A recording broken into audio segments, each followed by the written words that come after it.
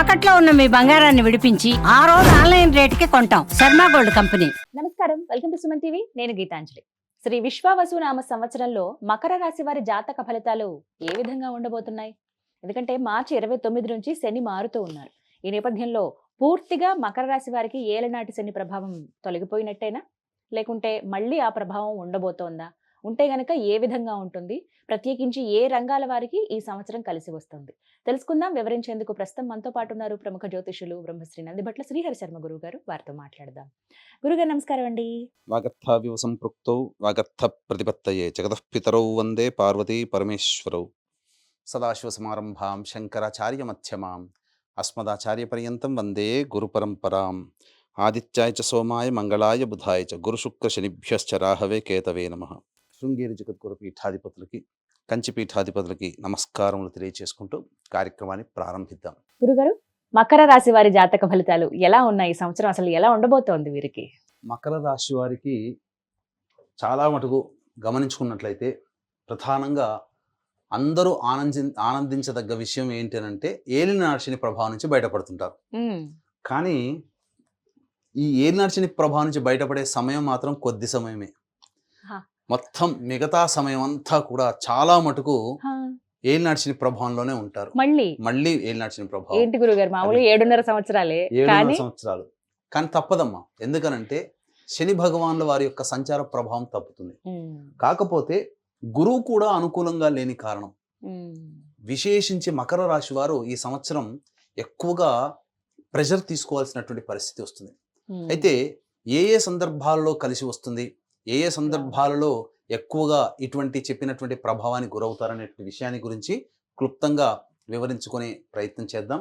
అయితే వీటిని ఉన్నటువంటి విశ్వావసునామ సంవత్సరం మార్చి 30 నుంచి వచ్చే సంవత్సరం మార్చి 19వ తారీఖు వరకు కూడా ఉన్నటువంటి సమయాన్ని 3 టైమ్ జోన్స్ లాగా మనం డివైడ్ చేసుకుంటే ఏ ఏ టైం జోన్ ఏ విధంగా ఉంటుంది, ఎలా కలిసి వస్తుంది, ఈ రాశి వాళ్ళు ఏం చేసుకోవాలనే విషయం గురించి తెలియచేసుకుందాం. ముందుగా ఈ యొక్క మకర రాశిలో జన్మించినటువంటి వారికి ఆదాయం 8, వ్యయం 14, రాజ్యపూజ్యం 4, అవమానము 5. కాబట్టి ఆదాయానికి మించినటువంటి ఖర్చులు, అలాగే ఏ విధంగా అనగా గౌరవ మర్యాదలు సరి సమానంగా ఉండబోతున్నాయి. అయితే ప్రధానంగా మార్చి 29వ తారీఖు టైప్ 1 జోన్లో చూసుకున్నట్లయితే మార్చి 29వ తారీఖు నుంచి మీన రాశిలోకి శని ప్రవేశం చేస్తున్నాడు. కాబట్టి ఏలినాటి శని ప్రభావం నుంచి బయటపడతారు. ఎప్పటి వరకు? జూలై 12వ తారీఖు వరకు మాత్రమే ఈ యొక్క సంబంధించినటువంటిది. ఇక మే 14వ తారీఖు రోజున మిథున రాశిలోకి ప్రవేశం చేస్తున్నాడు గురుడు. కాబట్టి టైప్ 1 జోన్లో భాగంగా శని మారుతున్నాడు, ఏలినాటి శని ప్రభావం పోతుంది. గురువు కూడా మార్చి 30వ తారీఖు నుంచి మే 13వ తారీఖు వరకు కూడా గురువు అనుకూలంగా ఉన్నాడు. కాబట్టి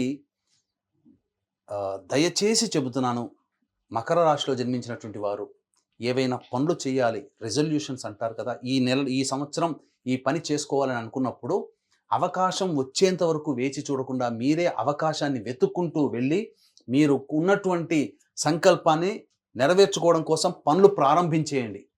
ఎందుకనంటే శని అనుకూలంగా ఉంటున్నాడు, గురువు అనుకూలంగా ఉన్నాడు. ఇంతకంటే ఏమి భాగ్యము. మే 14 వరకు కూడా ఇక్కడ రాహుకేతులు కనుక చూసుకుంటే మే 15వ తారీఖు వరకు కూడా శని మీనరాశిలో 3వ స్థానంలో అనుకూలంగా ఉన్నాడు, కేతువు కూడా అనుకూలంగా ఉన్నాడు. మే 15 నుంచి పూర్తిగా రాహు కుంభరాశిలోకి, కేతు అష్టమ రాశిలోకి ప్రవేశం చేస్తూ ముఖ్యంగా ప్రధానమైనటువంటి 4 గ్రహాలు మీకు అనుకూలంగా లేవు. కాబట్టి ఏం చెయ్యాలన్నా మార్చి 30 నుంచి మే 14 లోపలనే మీరు అన్ని పనులలో చేసుకోండి. విద్యార్థులకి ఈ సమయం చాలా చక్కగా ఉంటుంది. మంచి ఉత్తీర్ణత శాతంతో మీరు పాస్ అవుతారు. అలాగే ఏదైనా వ్యాపారం ప్రారంభించుకోవాలనుకుంటే ఈ ఉగాది తర్వాత మీరు ప్రారంభం చేసుకోండి. మంచి రోజు చూసి అనుకూలంగా ఉంటుంది. ఇది టైప్ 1 జోన్గా అద్భుతమైన సమయంగా చెప్పవచ్చు. ఇక టైప్ 2 జోన్లోకి ఎంటర్ అవ్వబోతున్నాం. అసలైనటువంటి పరీక్షా సమయం ఇప్పటి నుంచి మకర రాశి వారికి ప్రారంభమవబోతుంది. ఏంటంటే మే 14 నుంచి సెప్టెంబర్ 28వ తారీఖు వరకు కూడా మిథున రాశిలో సంచారం చేస్తుంటాడు గురువు. ఈ గురువు షష్టమ రాశి ప్రభావం వలన ఇబ్బందికర పరిస్థితులు అనేటువంటివి ఎదుర్కోక తప్పదు. ఇక జూలై 13వ తారీఖు నుంచి మీన రాశిలోనే వక్రీకరించి ఉంటాడు ఈ యొక్క శని భగవానుడు. ఏమవుతుంది? ఏలినాటి శని ప్రభావంలో మళ్ళీ జూలై 13 నుంచి ప్రారంభమవుతుంది. ఎప్పటి వరకు? కుంభరాశిలోనే స్థితి పొంది మీనరాశిలోనే స్థితి పొంది ఉంటాడు. జూలై 13 నుంచి అక్టోబర్ 9వ తారీఖు వరకు 9. మీనరాశిలో స్థితి పొంది ఉండి కుటుంబ శని దోషం, ఏలినాటి శని దోషంలో ఆఖరి శని దోషం, అంటే గత 2 సంవత్సరాలుగా ఎలాంటి సమస్యలు ఉన్నాయో శని ప్రభావం వల్ల అలాంటి సమస్యలు జూలై 13 నుంచి అక్టోబర్ 10వ తారీఖు వరకు పొందబోతారు. ఇక ఇవి టైప్ 2 జోన్లో భాగంగా శని భగవాన్ ఇచ్చేటువంటి దోష ప్రభావం.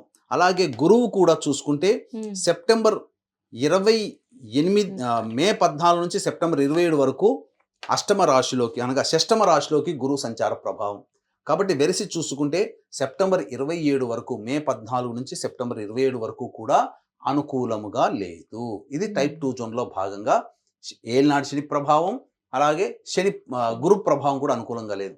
ఇక టైప్ 3 జోన్లో కనుక మనం ప్రవేశం చేసినట్లయితే మొదలుగా గురువు ఏంటి సెప్టెంబర్ 28వ తారీఖు నుంచి టైప్ 2 జోన్లో, టైప్ 3 ఇంకా రాలేదు, టైప్ 2 జోన్లో భాగంగా సెప్టెంబర్ 28వ తారీఖు రోజున కర్కాటక రాశిలో ప్రవేశం చేస్తాడు. నవంబర్ 12వ తారీఖు వరకు కూడా కర్కాటక రాశిలోనే వక్రీకరించి ఉంటాడు. ఈ ప్రభావము సెప్టెంబర్ 28 నుంచి నవంబర్ 11వ తారీఖు వరకు కూడా గురువు కర్కాటక రాశిలో ఉన్నటువంటి కారణం చేత యోగాన్ని ఇస్తాడు, అందులో సందేహం లేదు. కాబట్టి ఇక్కడ సెప్టెంబర్ 28 నుంచి నవంబర్ 12, జూలై 13 నుంచి అక్టోబర్ 10 వరకు శని అనుకూలంగా లేడు, కానీ గురువు అనుకూలంగా సెప్టెంబర్ నుంచి ఉంటున్నాడు. కాబట్టి కనీసం గురుబలమన్నా పెరుగుతుంది. కష్టాలు ఉంటాయి, కానీ గురువు చెప్పేటువంటిది యోగాన్ని ఇస్తున్నాను, జాగ్రత్తగా మీరు వినియోగించుకోండి, సమయాన్ని సద్వినియోగం చేసుకోండి అని చెప్తున్నాడు. ఇక టైప్ 3 జోన్లో కనుక వెళ్ళినట్లయితే ప్రధానంగా నవంబర్ 12వ తారీఖు నుంచి డిసెంబర్ 27వ తారీఖు వరకు కర్కాటకంలో వక్రీకరించి స్థితి పొంది ఉంటాడు. అనగా సప్తమ భావ ఫలితం, షష్టమ భావ ఫలితం. డిసెంబర్ 27 నుంచి మిథున రాశిలోకి ప్రవేశం చేసి వక్రీకరించి ఉంటాడు. మార్చి 14వ తారీఖు వరకు ఉంటాడు. షష్టమ రాశిలో గురువు ఉన్నా వక్రీకరించున్నటువంటి కారణం చేత యోగిస్తాడు. కాబట్టి ఇక గురువు సంపూర్ణముగా యోగించేటువంటి సమయం సెప్టెంబర్ 28 నుంచి వచ్చే సంవత్సరం వరకు కూడా గురువు అనుకూలంగా ఉన్నాడు. ఎట్ ద సేమ్ టైం శని భగవానుడు మీకు అనుకూలంగా లేడు, రాహు కూడా అనుకూలంగా లేడు. ఎందుకనంటే మే 16 నుంచి రాహుకేతులు కుంభ సింహరాశిలోకి ప్రవేశం చేస్తారు. కాబట్టి ఈ సంవత్సరం అంతా రాహుకేతులు అనుకూలంగా ఉండరు. ఇక వేరాస్ కమింగ్ టు ఈ శని ప్రభావం కనుక చూసుకున్నట్లయితే టైప్ 3 జోన్లో కనుక చూసుకుంటే ఈ యొక్క సంబంధించినటువంటి అక్టోబర్ 10వ తారీఖు నుంచి నవంబర్ 20 తారీఖు వరకు కుంభరాశిలో శని వక్రీకరించి ఉంటాడు. ఏమవుతుంది? కుంభరాశిలో ఏలినాటి శని ప్రభావం వక్రీకరించినటువంటి కారణం చేత ఈ అక్టోబర్ 10 నుంచి నవంబర్ 26 వరకు జన్మ శని ప్రభావాన్ని కూడా ఇస్తాడు. మళ్ళీ నవంబర్ 26 నుంచి జనవరి 9వ తారీఖు వరకు ఈ యొక్క సంబంధించినటువంటి కుంభరాశిలోనే శని ఉంటాడు. ఇది చాలా బలీయమైనటువంటి సమయం. ఈ సమయం మాత్రం అనుకూలంగా ఉండదు. ఇక టైప్ 3లో జనవరి 10 నుంచి అప్పుడు మీనరాశిలోనికి ప్రవేశం చేస్తాడు. జనవరి 10 నుంచి అప్పుడు మళ్ళీ మీకు అంతా యోగకాలంగా ఉంటుంది. కాబట్టి మిత్రులారా, జూలై 13 నుంచి జనవరి 9 వరకు శని అనుకూలంగా లేడు. చాలా మంది పొరబడుతున్నారు. చాలా చోట్ల పండితులు చెప్తున్నది ఏంటంటే శని ప్రభావం మారుతుంది, అద్భుతంగా ఉంటుందని అంటారు. కానీ జూలై 13వ తారీఖు నుంచి వచ్చే సంవత్సరం జనవరి 9వ తారీఖు వరకు ఏలిన నాటి శని ప్రభావం, కుటుంబ శని, జన్మ శని ప్రభావంలో మకర రాశి వాళ్ళు ఉంటారు. ఇది చాలా గడ్డు కాలము. అంటే ఎలాంటి ఎఫెక్ట్స్ చూపిస్తారండి? ఏమవుతుందమ్మా, గత 5 సంవత్సరాలు 7 సంవత్సరాలుగా ఎలాంటి సమస్యలు ఉన్నాయో అలాంటి సమస్యలు మళ్ళీ పునరావృతం అవుతాయి. కాబట్టి ఈ సమయంలో జాగ్రత్తలు పాటించుకుంటూ, ముఖ్యంగా కింది స్థాయి ఉద్యోగస్తులతో కానీ అవమానాలు పడడం కానీ, ధనము అనవసరంగా డబ్బులు ఇచ్చేసి తిరిగి రాకుండా ఉండడం కానీ, గృహ నష్టము, ఉద్యోగ నష్టము, వ్యాపార నష్టములు జరగడం, ఏదైనా మనిషికి బాధ కలిగే సంఘటనలు చోటు చేసుకుంటాయి. కాబట్టి అన్ని విధాలుగా ఇక్కడ మ్యాజిక్ ఏంటంటే గురువు అనుకూలంగా ఉన్నాడు. అంటే గురువు అంటే ఎవరు? దైవకారక గ్రహం. కాబట్టి దైవ అనుగ్రహాన్ని పొందే ప్రయత్నం నిరంతరం చేస్తుంటే శని ప్రభావంలో వచ్చేటువంటి సమస్యల నుంచి బయటపడతారని చెప్పవచ్చు. ప్రత్యేకించి మకర రాశి మహిళలకు ఎలా ఉంటుందండి? మకర రాశిలో జన్మించినటువంటి మహిళలకి పేరు గొప్ప ఊరు దిబ్బ అన్నట్టుగా ఉంటుంది. అంటే ఏంటి? గౌరవ మర్యాదలకు లోటు ఉండదు, కానీ పండ చాకిరీ చేయాల్సిన పరిస్థితులు వస్తాయి. కాబట్టి ఎక్కడికి పోయినా మీ నుంచి ఎక్స్పెక్టేషన్స్ పెరుగుతాయి. ఆ ఎక్స్పెక్టేషన్స్ పెరిగినటువంటి కారణం చేత ఉత్తుత్తి మర్యాదలు ఇస్తారు. కాబట్టి పని చేయించుకొని పక్కకు పెట్టేసేస్తారు. అలాంటి విషయాల్లో మీకు ఇబ్బందికరంగా ఉంటాయి కాబట్టి జాగ్రత్తలు పాటించండి. ఎదుటి వాళ్ళని అంత గుడ్డిగా నమ్మకండి. మీరు ప్రతిదీ కూడా ప్రాక్టికల్గా ఆలోచించే ప్రయత్నం చేయండి. వివాహం కాని మహిళలకి వివాహం జరుగుతుంది. ముఖ్యంగా ఈ మే 14వ తారీఖు నుంచి సెప్టెంబర్ 28వ తారీఖు వరకు కూడా దాంపత్య సమస్యలు వచ్చే అవకాశం ఉంటుంది. ఇటు శని ప్రభావము అటు గురు ప్రభావం లేని కారణం చేత దాంపత్య సమస్యలు, దాంపత్య విభేదాలు, భాగస్వామ్య వ్యాపారం మధ్య పొరుపచ్చాలు వచ్చే అవకాశం ఉంది. కాబట్టి ఈ సమయం జాగ్రత్తలు మహిళలు పాటించండి. చక్కగా సంతానవంతులవుతారు. సంతానం చక్కగా ఉంటుంది. సంతానం కోసం ఎదురు చూసేటువంటి వాళ్ళకి మంచి వార్త వింటారు. అంతేకాకుండా మీరు ఆర్నమెంట్స్ అనగా బంగారు ఆభరణాలు కొనుగోలు చేసే శక్తి కూడా మీకు సంప్రాప్తమవుతుంది. ఇక వివిధ రంగాల్లో స్థిరపడిన వారండి మకర రాశి వారు, వాళ్ళకి ఎలా ఉంటుంది? మకర రాశిలో జన్మించినటువంటి వారు ప్రధానంగా రాజకీయ నాయకులు చాలా ఇబ్బందికర పరిస్థితులు ఎదుర్కోక తప్పదు. కాబట్టి జాగ్రత్తలు పాటించండి. అనవసరంగా ఖర్చులు పెట్టకుండా ఉండడం మేలని గమనించుకోవాలి. గొప్ప పేరు కోసం దగ్గరున్నటువంటి ఆస్తిపాస్తులను అమ్మేయాల్సినటువంటి పరిస్థితి వస్తుంది. కాబట్టి పేరు ప్రతిష్టలకి ప్రాకులాడకుండా ఉంటే చాలా మంచిది.